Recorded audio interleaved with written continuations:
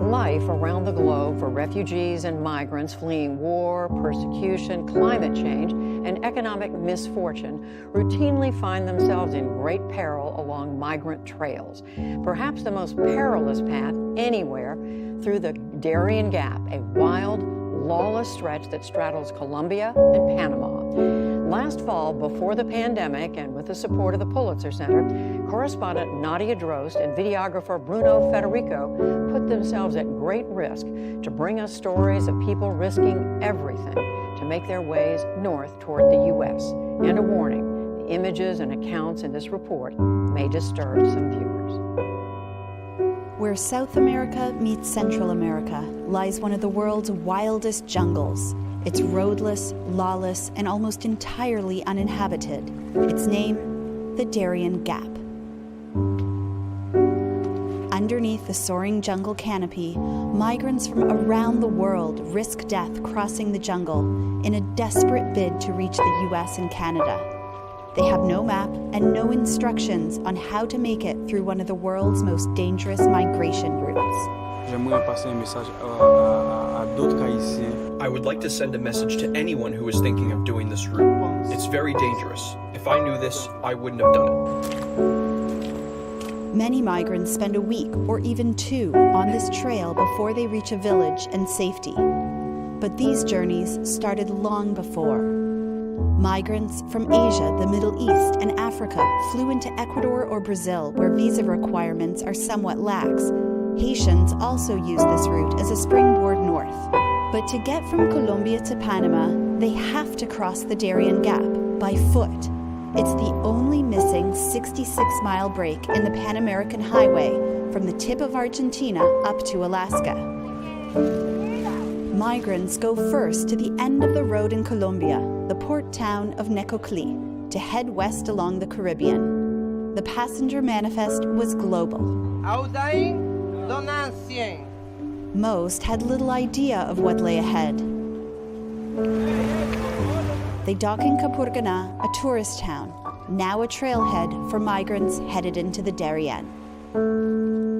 We set out to join up with the migrant trail and reached a makeshift camp where smugglers wait for migrants. At dusk, a group of Cameroonians and Pakistanis arrived. They were exhausted and relieved to find the last spot on the trail where they can get hot food. Morning broke with torrential rain. The Darien is one of the wettest places on the planet. The environment could hardly be more different from the high mountains of Pakistan this group of friends call home.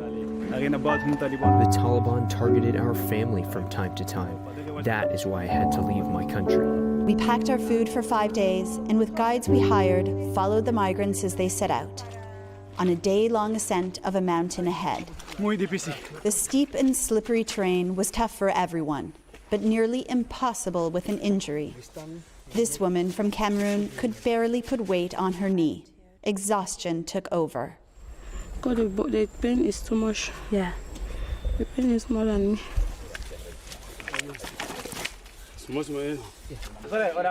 Up the mountain, the smuggler the Cameroonians and Pakistanis hired demanded payment.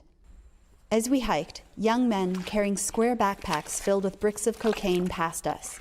We were told to expect their heavily armed security patrolling, so we put our camera away. I'll fall. My foot.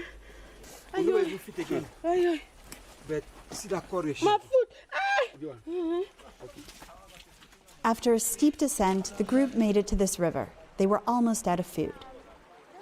Smugglers won't venture any farther into Panama, where they could face over a decade in prison if they're caught. This one, who didn't want his face shown, wished smugglers weren't prosecuted so they could help migrants safely complete their journey. I've had to see mothers who tell their children they can't go on, to give themselves up to God. For anyone who has a family or kids, that breaks your heart.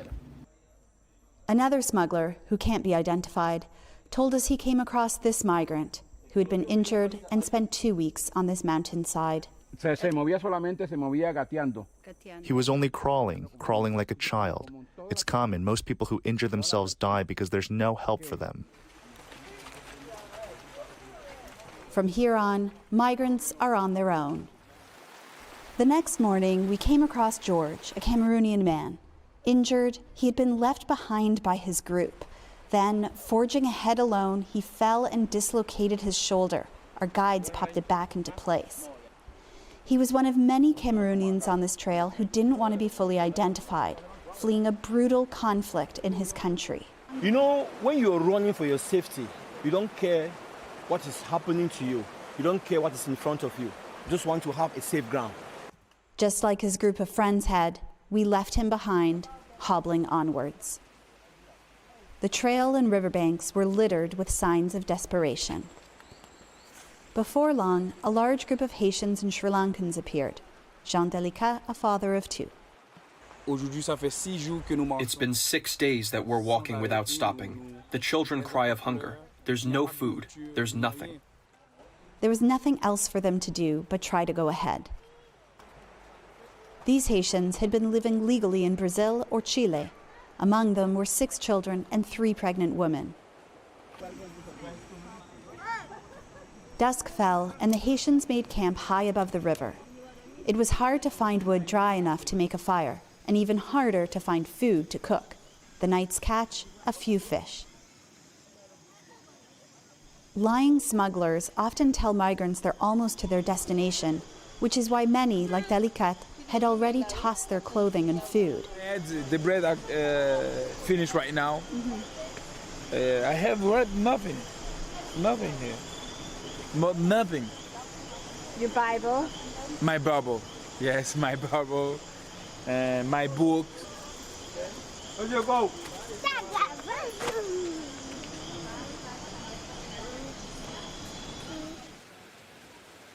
Dawn broke after a night of heavy rain. They've barely slept. They are soaking wet and very hungry, but in fact, we are stuck here for now. That's because overnight the rain made the river rise dramatically. It was too high to cross. The rivers often pull children from their parents' arms and sweep migrants to their death. Marooned, with unwelcome time to think, worries took over the Haitians, like Rosie Bantour. Sometimes I think that if I was not this poor, I wouldn't have got into this situation. The river level dropped, and we finally set out again.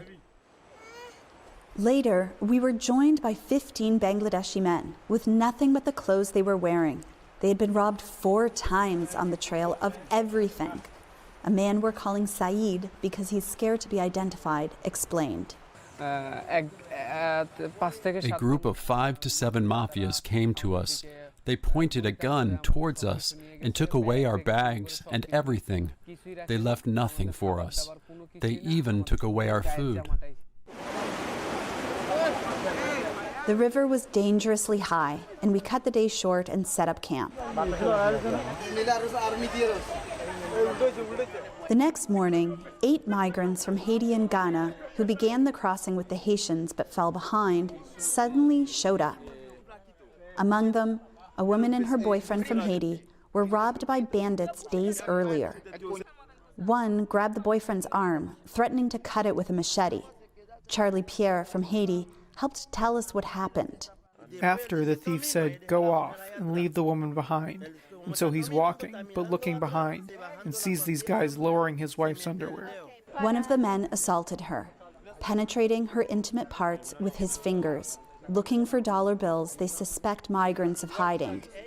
Later, we heard many stories of this and other abuse on the trail.